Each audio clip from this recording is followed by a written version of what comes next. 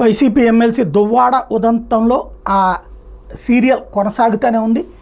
ఇంటి ముందు భార్య కూతురు, అదే సందర్భంలో బయట రచ్చ చేసినటువంటి ప్రియురాలనాలా, లేకపోతే కనుక ఆవిడ దృష్టిలో ఫిలాసఫర్ అనాలా, లేదా లోకం దృష్టిలో ఇతర పాత్ర అనాలా, ఏమైనా సరే నడుస్తూ ఉన్నది. ఇప్పుడు తాజాగా దువ్వాడ సీన్ ఏం చెప్తారంటే, కొత్త ఒక కంక్లూజన్కి, అంటే విడాకులకి నోటీస్ ఇవ్వడం. 10వ తారీఖునే మొన్ననే 498 కేసు పెట్టిందట వాళ్ళ ఆవిడ. అంటే వరకట్న వేధింపుల కేసు, 67 వరకట్న వేధింపుల కేసు పెట్టింది.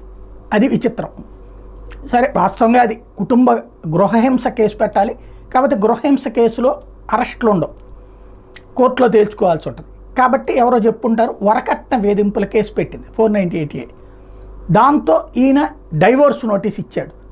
ఇద్దరికి లీగల్ పరిజ్ఞానం ఉంది, మంచి మంచి లాయర్లు ఉంటారు, ఇద్దరికి సబ్జెక్ట్ ఉన్నటువంటి వాళ్ళు ఉంటారు, ఇద్దరి దగ్గర డబ్బులు ఉన్నాయి.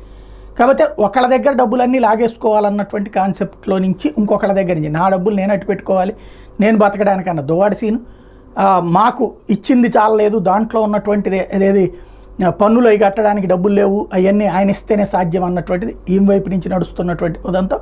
ఇప్పుడు ఒకళ్ళేమో ఏది 498A కేసు, ఇంకొకళ్ళేమో లీగల్ నోటీస్. ఇప్పుడు దువ్వాడ సీన్ని అరెస్ట్ చేసి జైలుకు పంపించి, మాదిరిని అరెస్ట్ చేసి జైలుకు పంపించాలన్నదేమో వాణి పంతం. అదే సందర్భంలో ఎమ్మెల్సీగా సస్పెండ్ చేయాలని. అదే సందర్భంలో ఇక నాకు ఆవిడకి ఏ బంధం ఉండటానికి వెళ్ళదు, ఉన్న ఆస్తులన్నీ రాసి ఇచ్చేస్తాను, కావాలంటే ఈ ఇల్లు తప్ప, ఆ ఒక్కటే తప్ప నేను రోడ్డు మీదకి వెళ్ళలేను, ఇక ఆత్మహత్య శరణ్యం అని ఇటు దువ్వాడ సీను. ఇది ప్రస్తుతం జరుగుతున్నటువంటిది. ఇది పులి స్టాప్ కాదు, కామ మాత్రమే.